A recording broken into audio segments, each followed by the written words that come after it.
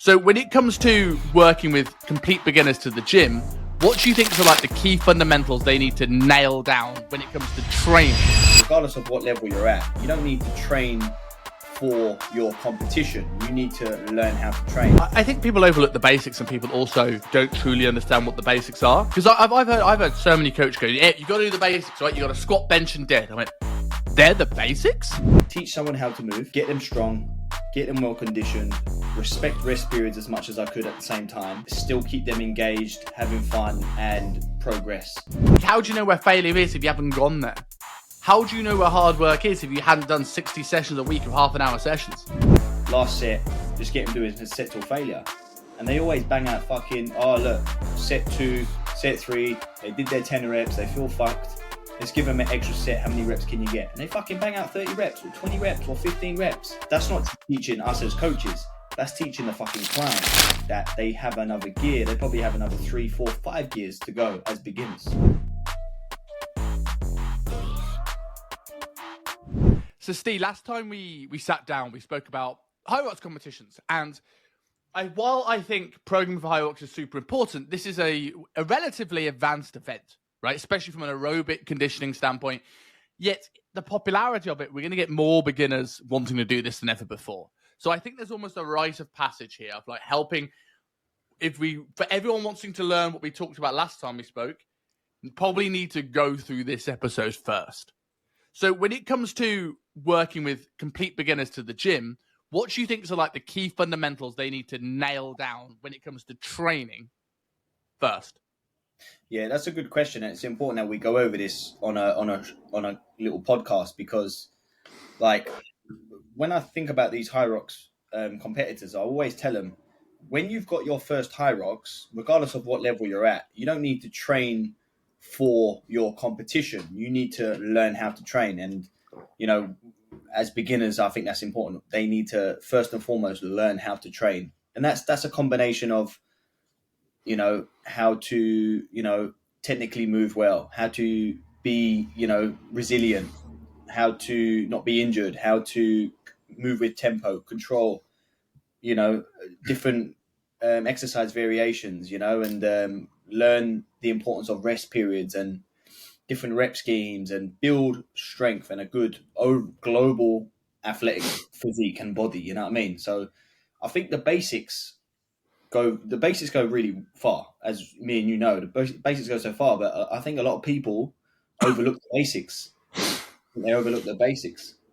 I think people overlook the basics, and people also don't truly understand what the basics are. True. Because I've heard so many coaches go, "Yeah, you got to do the basics, right? You got to squat, bench, and dead." I went, "They're the basics." Like, if we take looking at a squat, and that's probably the best example here, right? The range of motion you got to have through your ankle, the knee, the hip, the ability to brace your spine, the range of motion through your shoulder to get under a bar, right? Then you've got to do all these things together, timed, synergistically.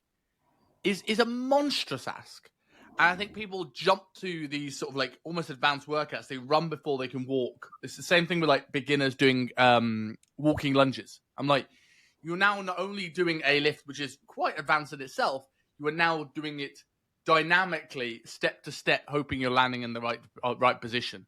So like, if we're looking at beginner exercises, like what is, in your view, the beginners? Well, I mean, first and foremost, can the client create a stable base to work from?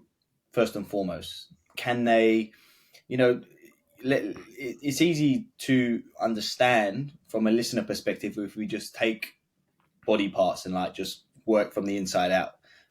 So let's just take that core, that trunk first. Like, can they control their rib cage position?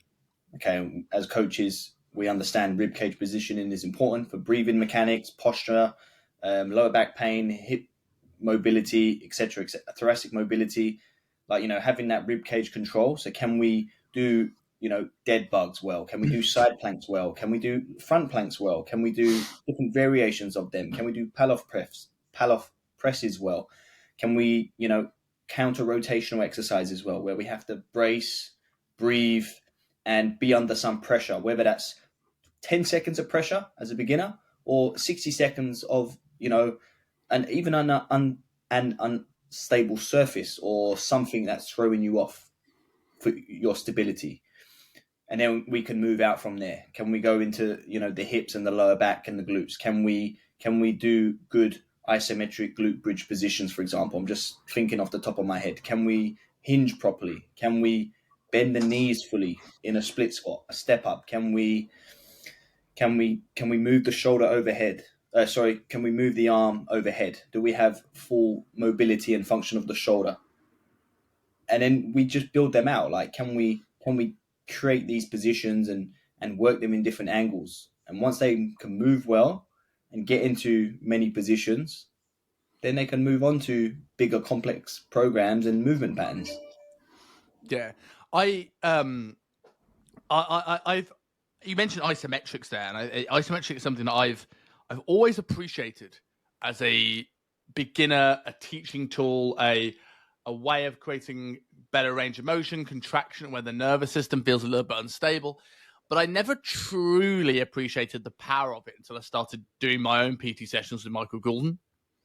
And so much of what I've done with him has been isometrics. Like, my program isn't isometrics. They're like basic top set per exercise, sort of like in and out the gym sort of stuff. But what I've done in sessions, we've tested where our range of motion is. We've tested where I lose strength. And then we've gone in and held isometrics in these positions. And I think as a beginner tool, and this is something I learned from RTS, like, the early phases, you're training muscles. Because if you want to be able to control a joint through a movement, what moves the joint? Muscles. So if we can get each of those individual muscles, each of those individual components stable and strong, then we can bring in the skill and start to learn to integrate via those muscles. And for me, when I've worked with clients of this has been the learning that and understanding that and programming that way has been where I've had so much of an easier job getting people to squat, hinge, press, because I've stopped trying to rush them into it and going, why can't they do the hinge? Or why can't they squat? I've gone, right, let's get the glutes strong. Let's get them strong through adduction, abduction, internal rotation, external rotation of the hip. Let's get them to be able to brace, as you mentioned, right? Then I go, right, let's get them strong in knee extension. Let's get them strong in like plantar dorsiflexion. Cool, squat. Perfect. Yeah. And I think it's the step that most of us skip. It's like, right, you got a client in front of you. You got yourself in front of you, right? Where are you strong and where are you weak? Where's that range of motion where it all just goes piton? Well, let's hold an isometric there for a little while. Let's work in that range and teach the nervous system, I'm all right here. I'm cool. And then let's start to add some movement. Do you think that like the heavy control work still applies? Let's say if you have a beginner who wanted to get into this to train for CrossFit or High Rocks, because things like the wall ball, it's not hypertrophy. So they won't need control in these exercises or muscular contraction although they still need muscular contraction, but they won't need the slow and controlled tempo like a bodybuilder would. Do you still think it's important to train like that, even if it's not how you perform the exercise? Yeah, 100%. Because, if you're taking that example, then we've got to think of, joint mechanics, movement mechanics, the skill of what you're doing. Okay, so you pretty much, if anyone doesn't know what a wall ball is, where have they been? But you basically squat down, and as you come up, you throw the ball over the wall. Which is funny enough, on Saturday, I did them 100 reps. It was the first time I've ever done them. But I did them fine. How can I do them perfectly if I've never trained it before? Well, I squat, back squat, front squat, and I do a lot of overhead presses. And, I've done some sort of thruster movement before or push press movement. They all may not be specifically that wall ball, but they all very much mimic the wall ball movement. So, it's a very similar movement pattern. So, yes, you need to train the skill if you're going to be doing something like that in a competition, but you don't just need to do wall balls. You need to do your squat and hinging movements. You need to be going up and down, overhead pressing, and doing everything to create, like I said earlier, that global athleticism. So you know how to push, pull, hinge, hike, brace, overhead press, push, pull, everything. You know what I mean? And your brain learns new skill, innit? But then also, if you're doing high reps, you're going to be taxing those slow twitch muscle fibers.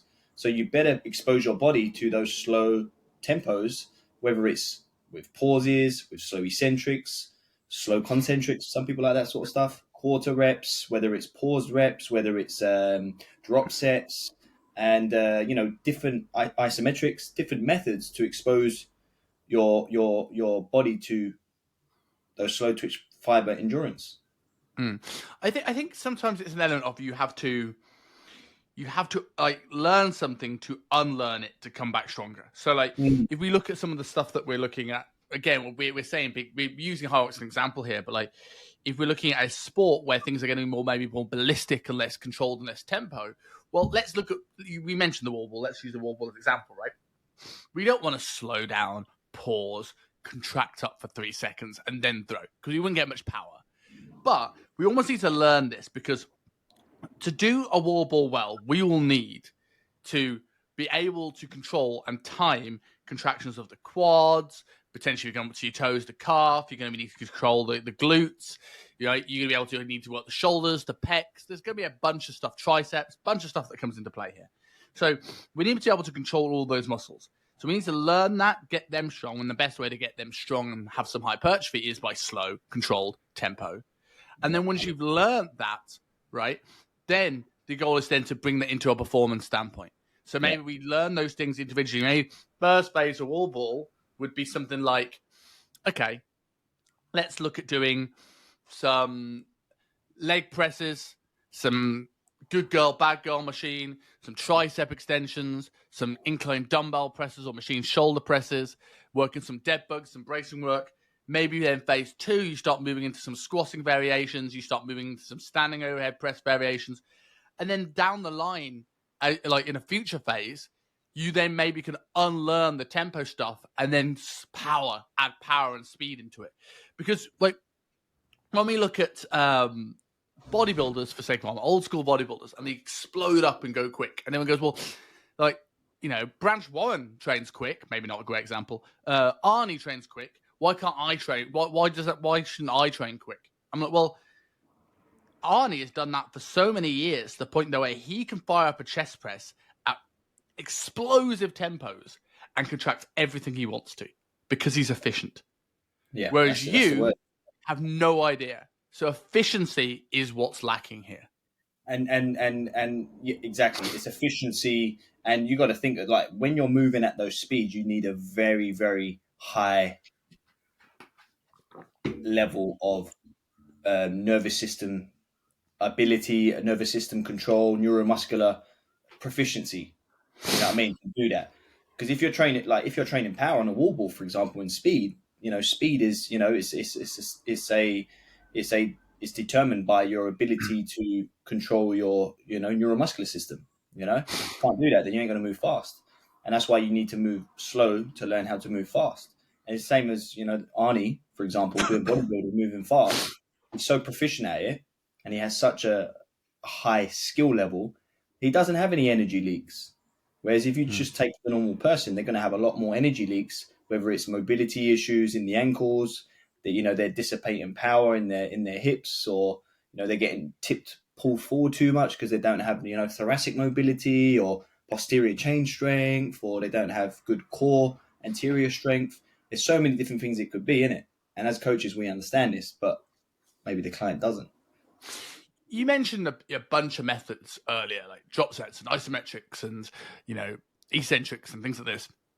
So let's bring this down into something actionable for somebody, whether it's a coach with their clients or whether it's something like someone with themselves. We mentioned efficiency. Like, you get a beginner in the gym. Like, how do you start to piece together a plan to make them efficient? Let's use the example of high rocks. But let's say, like, I'm completely beginner, I have no idea in the gym, right? I go, right, what are the skills? What's the weight training list that I want them to get to? And then what's the sort of, assuming they're a complete beginner and don't know their arse and their elbow, what's that path to get them there and then moving on to their performance? Well, let's keep it simple. They need to learn how to, for me, my philosophy would be they need to learn how to brace. Mm-hmm. Then they need to learn how to horizontally push and pull, vertically push and pull, and hinge and squat. and they need a really strong posterior chain. So that's glutes, hamstrings, calves, lower backs, and postural muscles. Like how that gets put together will vary for different people depending on their history, their experience, their injuries, and I mean there's a lot of variations on what we can do with that. But you've got to get all those basic patterns down, in my opinion. You know what I mean? And again, it's building that global athleticism, whether it's an 80-year-old female or a 15-year-old kid who's aspiring to be a bodybuilder or a high level athlete. They've got to learn basic skills and motor pattern. And I think doing all that stuff we hear all the time, you've got to learn how to do all those things that we mentioned. They'll learn how so to like when it comes to like I quite like the idea of like categorizing it into movement patterns, because like I've always looked at it. The ones that I look at when I build a beginner program, I look at vertical push and pull, right? So some form, and again, vertical is relative to someone's overhead range. Yeah. I look at horizontal push and pull, and then for the lower body, I'll look at a bilateral squatting pattern, which could be as simply as a leg press if I just need the muscles to work and contract, and progress all the way up to a squat if I want. And I like, from what I do, most of the stuff I do is body composition goals for clients. Does anyone need to squat, bench, and dead? Absolutely not. Yeah. But I do like to have some form of squatting pattern in there because it has an expression of the mobility of those joints. But two, I think that having some form of squatting pattern keeps training fun in 10 years when bodybuilding's lost its muster, because you've got something you can load for a long period of time. Some form of hinging pattern, which could be like hip extension, could be incline hyper, could be barbell hip thrust, all the way up to deadlift variations. And then the two that what people often forget is going to be some form of unilateral squat and some form of knee flexion. Like knee flexion, in terms of the hamstrings, will stabilize the knee joint, will potentially help stabilize the pelvis, are going to be important in things like running, right? We're going to be looking at unilateral squat patterns, so split squat, single leg press, things like this, which allows us to work internal rotation more, allows us to open up the rec fem, which kind of gets issues to people, and a bunch of other stuff. So we can start looking at sort of like those sort of like 8 movement patterns for most people. Like, right, if you can get good at like these 8 and find an exercise for these 8 that you engage with, connect with, and can progress, then over time, we can then, as you get efficient with those, it's like, well, then we can take a few of these away and then just prioritize the few. Like, if I was training you, Steve, I could probably get you better at squatting by doing more squatting. But if I got Steve from Kent, he probably needs to have the individual components of a squat. He probably needs the muscles around his squat to be strong. Whereas you may just need more practice. And that's the difference between the beginner and the advanced person. Yeah, I agree. Yeah, definitely. So like if you're working with a beginner client, seeing as that we're talking about beginners and training, what sort of, if they're training, say 3 days a week, what sort of, and they have, they're beginner, no injuries, and they've never trained before, what sort of programming structure method may you use? Well, clearly been in UP for 8 years, but I'm still a fan of sort of full body, relatively job and body composition, which people don't know is sort of like upper lower supersets. Although I'm not married to that. Like if their gym doesn't allow it, it can be agonist antagonist. But I like to try and get people in and out of the gym as quickly as possible. You want to tell the viewers why that works well? Why the GBC works? Yeah. I think there's a bunch of reasons, right? But, like Charles talked about like growth hormone. We can talk about improving sort of cardiovascular conditioning and aerobic health, because if we're going from the quads and then going up to the chest, for sake of argument, it's going to create what we call peripheral heart action. The heart works harder, so it's got more of a cardiovascular benefit. That is all true. But I think the big thing for me with beginners, it's trying to make sure that they're as efficient with the time they spend in the gym as they can be. They can be in and out of the gym in 40, 45 minutes. Now, this does a couple of things, right? One, for the person that maybe not as keen on the gym, it gets them going. It takes away a lot of excuses and barriers to entry. But the other thing I like about short, sharp, full body workouts is that most people come in with an overly full stress cup, right? We have toxic load, we have gut issues, we have nutrient deficiencies, we have mental stress, physical stress, we have sleep deprivation, we have all this stuff that suggests that they won't be able to recover from a bunch of training volume. So if I can cut this down to the minimum effective dose, and then I go, right, we can either add or take away from here based off what I see, whilst I work on some of this stuff in the background, or whilst I work on building an aerobic base, which if this person has a goal of doing, high rocks is going to be massively important. Even if they don't, it's going to improve their cellular health and mitochondrial efficiency and stuff like this. So, and for people who don't know what I mean by mitochondrial efficiency, that's that little bit in the cell that makes all our sort of like energy. So if we can get them working well, we make more energy, not just physical energy, but like how many calories we expend and stuff like this. A lot of good shit happens. Yeah. That sort of answers that. So I tend to like go, I normally full body 3 times a week. I have those 8 movement patterns. I prioritize on the 3rd day. I probably do a day where I prioritize the ones I want to focus on more. And then on my end of my workout, I put in some bracing work or remedial work, or it's just whatever they want from a physique standpoint. Yeah, cool. Nice. Yeah, very similar to mine.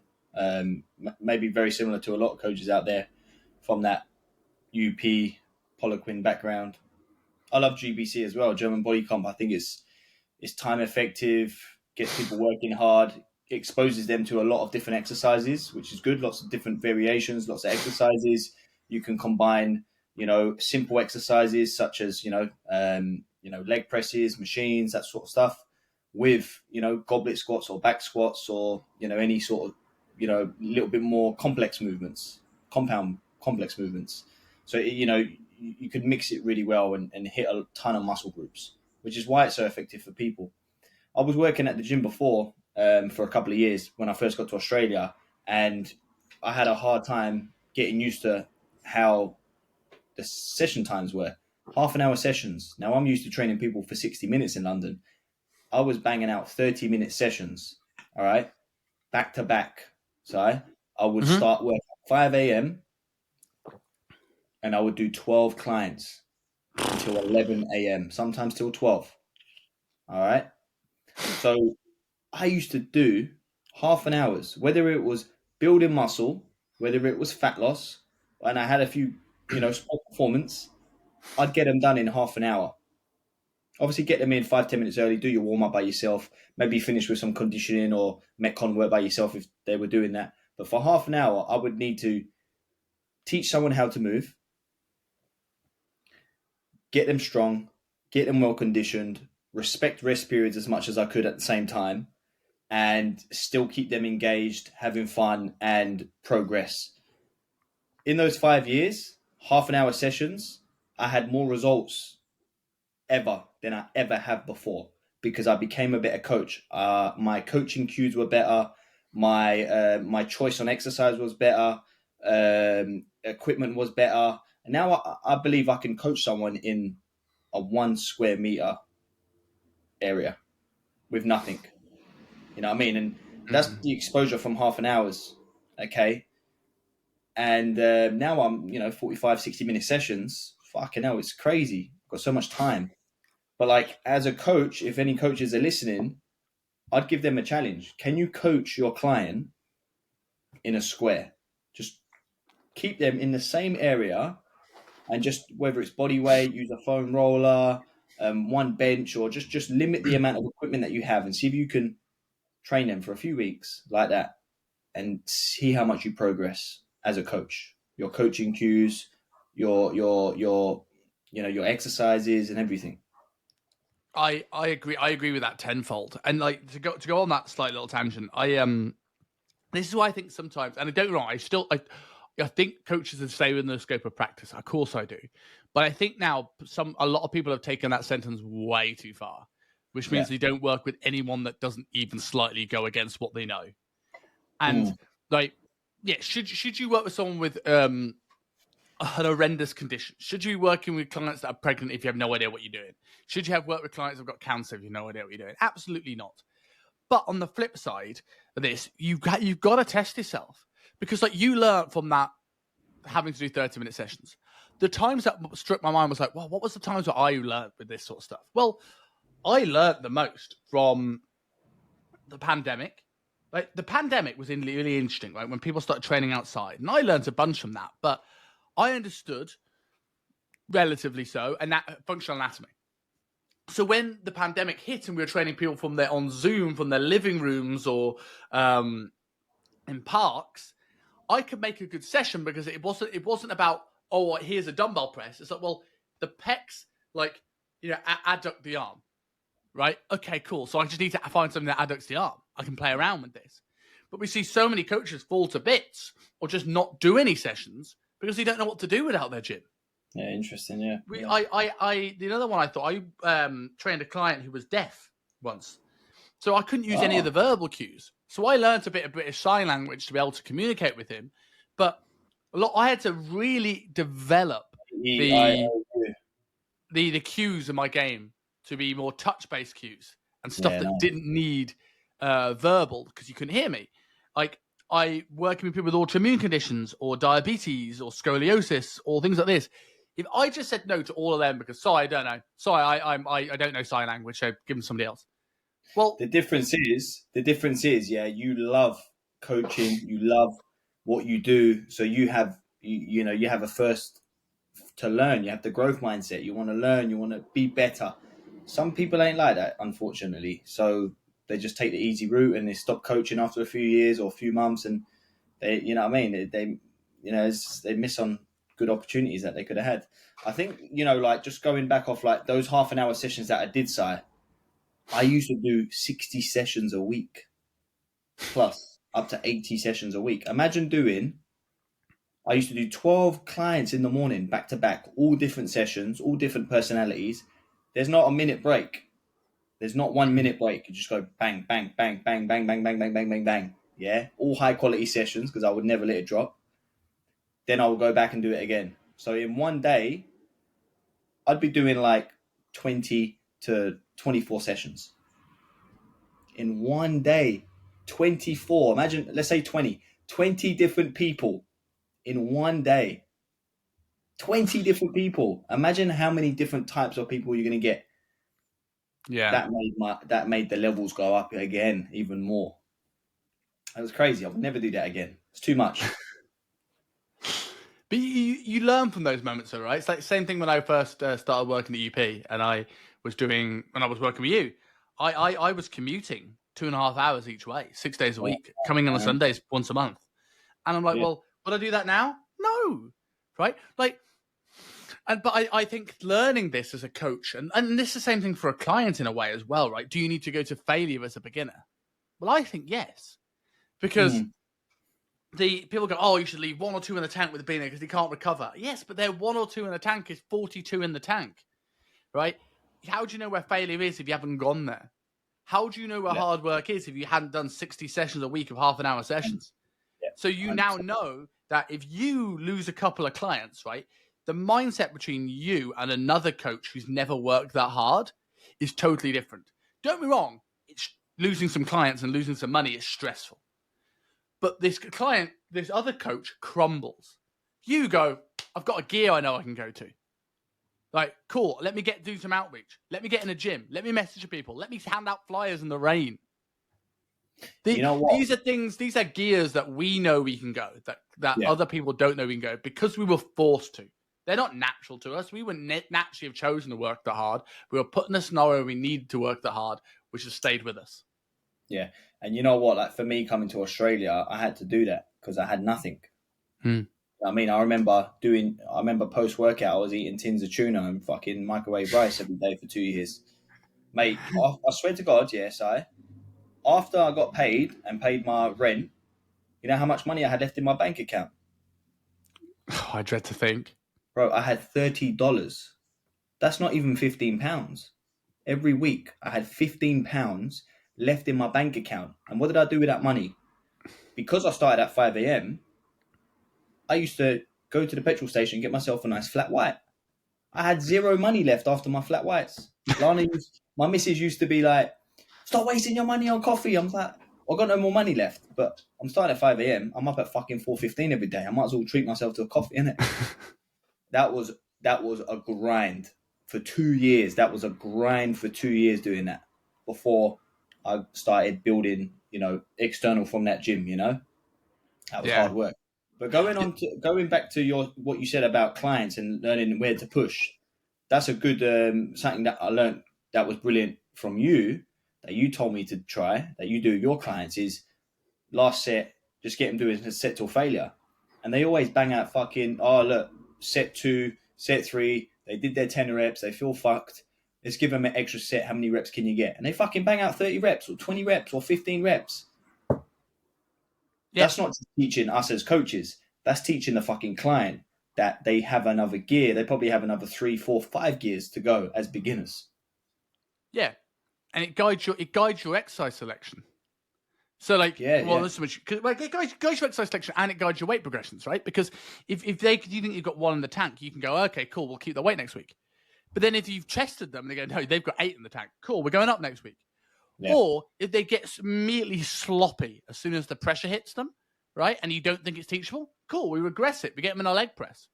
Now you've got nowhere to hide, motherfucker. Work. And it sounds drill sergeant, it sounds like I'm cool, and maybe I am. But there's eventually the client will know where 1 rep in the tank is. And then feel free, be my guest, give them that. You know if what? They need it. You know what? This is one of the reasons why when I work with beginners, the trainer sessions usually for the last couple of years have always started with, bracing work, trunk work, and then I've done some cardio. So, for example, I'm working with not like complete beginners this morning, but I had a few beginners in there that have been training for maybe 8 to 10 weeks or so. But what we're doing 3 rounds. We're doing on the air dyne.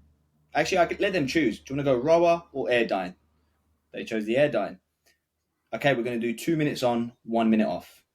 And then on your second set, you have to maintain or beat. And on the third set, same again. Now, I play with nasal-only breathing or normal breathing, depending on how they're feeling. But I give them my watch, and I'm looking at their heart rate. Because now I've got real live data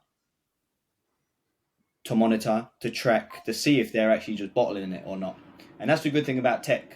Right? We can use tech to our advantage because, if we're just saying how many reps you got, keep going, they're not aware of where a perceived exertion is. If we can see data and tell them, no, this is how hard you're working. They may say, I'm at 9 out of 10. I can't go. I say, your heart rate is only 110. I know that you can go harder. You're not 9 out of 10. You're more 6 or 7 out of 10. We've got to keep going. Come on, let's go. And that's how they learn, because it's not their fault. They just haven't been educated by the coach properly. This is what hard work is. This is how we gauge. This is how you're meant to feel. This is where your heart rate is meant to be. This is how the intensity is meant to be when you're on this exercise. There's a difference. There's a different feeling to, working to failure on a 2-minute air dyne, and there's a different feeling to working for 20 reps on a leg extension and to a 3-rep max on a back squat. There's a completely different feeling. So they've never done that shit before. You know what I mean? So, well, and that's a key thing in its own, right? Because we've established failure. You just established failure there in 3 different manners, and people go, "Well, I've hit failure. I know what failure feels like because I've gotten close to failure on a squat." That doesn't necessarily mean you're ready for the burn of a leg extension. Yeah, exactly. That does not mean you're ready to go to failure on a cardiovascular piece of kit. Like training a muscle in its shorten range to lengthen range feels very different from a failure standpoint. And you know what, harder in some ways. Both of them can be harder in some ways. Go on. And you know what? Even me, I'm experienced in the weights room. Yeah, I did powerlifting for about 4 years. I didn't touch any high reps or anything. And when I started doing it, leg extensions, high reps and stuff, I couldn't go there. I couldn't go there for the weight that I should be using. I could have a fucking 60% load on.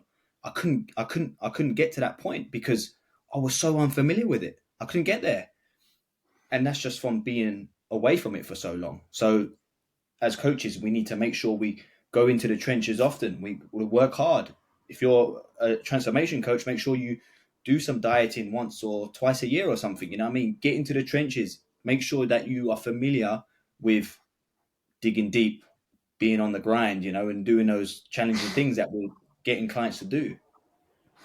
Well, and that's a key thing as well, right? Like in terms of beginners, it's like learning that dieting's relatively hard at times, and that's okay. And being hungry is fine. We live in a world where we've always got delivery, we've always got snacks on hand.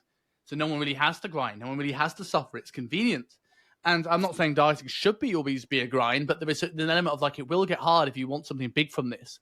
And I've come to the point now where I can, if I went to a coach's profile and ignore the results on the page, and I'm just looking at their reels, I could tell you that coach gets results from listening to their reels. And normally it's the coaches that sort of rally back against anything that is deemed harder than necessary, right? That I go, right, that guy doesn't get a single result. It's the, like, you can eat anything you want and still get in shape crowd. And technically you can, but it's not about what you're saying per se. It's about the mentality of it. You can tell from that person that they've had a bad dieting experience and they've bounced back into, I'm going to tell clients it can be easier than this. I'm like, well, sometimes it needs to be hard. Yeah, exactly. Yeah. And we know coaches that are like that. And unfortunately, some coaches are good at marketing like that. So they get clients. Well, that's the thing, right? Like, I do you know what? Without changing the topic of this podcast so much, I'm starting to be more worried about the industry now than I've been ever. Really? Because it's like doing this thing for a while. So I work with some great driven coaches, but I'm now following and paying more attention to what coaches are posting online. Maybe I was just oblivious to it before, but like I get, right, we can now fit in brownies and Pop-Tarts into our program and still get in shape. That's cool. I'm fine with that. No problem. But we've gone so far down this calories in versus calories out perspective that I think so many coaches the nutritional quality doesn't matter at all, right? I saw a coach talking about everyone should be having egg whites rather than egg yolks. I'm like, well, it doesn't take you much to peek behind the surface and realize how dumb a statement that is. I've seen people talking about having cheesecakes and being able to fit that in. And it's often guys in their mid-20s who are metabolically healthy that are saying what, like, they would say on one video, don't do the split your favorite influencer does. Just because the split works for them doesn't mean it should work for you. And then they proceed to say, oh, I can eat 12 sandwiches and a cheesecake every day and get in shape, and you can too. Come and sign up to my program. I'm like, well, what about 45-year-old menopausal 54-kilo woman who's 25% body fat? They can't do the same thing as you. Yeah. And we got more, I think it's less coaches that actually really know. Maybe it's just because the industry grows. No, some of this stuff to keep people safe, both from nutritionally and training. No, I agree. There's more coaches than ever before. There's more uneducated and hopeless coaches than ever before. They ain't got a clue.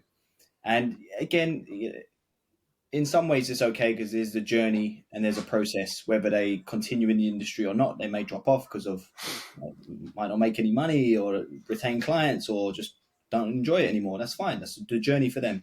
And there's a lot of coaches that do progress and learn and become better. You know, I remember 15 years ago, I was probably promoting fish and greens as the best, you know what I mean, 2-week boot camp for people to do, you know, because I saw it somewhere. And now some of my clients will say, I had a client this morning say, I'm going to be doing 3-day breakfast, a juice, a celery juice. I'm like, yeah, cool. Do it then. I don't care. Do it. Monitor your training, your sleep, your recovery, your energy, your mood, your joints. Can you control calories? Okay, if you're not, what do you want to achieve from this? I just want to, my bloatedness, want to get down. Okay, that would probably work. Okay, you may get less bloated, but just monitor those things for me and let's see how you go. Learn from your own experience. You should know that I don't agree with this, but whatever in it. So that's where I'm at now with clients that have worked with me like for a while. If they're a beginner, I'll tell them don't do it. But if they're an intermediate client and they want to do something like that, I'll just say, go and do it. Just do it. And then you can come back to me and let me know when it fucks up. And I'll tell you why it didn't work. But that's where I'm at now. And that's a sign of a mature coach, right? When you can sort of go, right, like nothing's inherently bad, but as long as you're looking at the data, you're not blindly telling people to follow these diets. Yeah.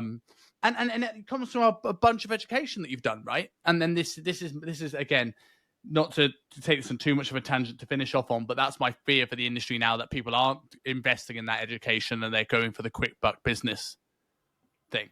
Like when I saw a fitness event here, right?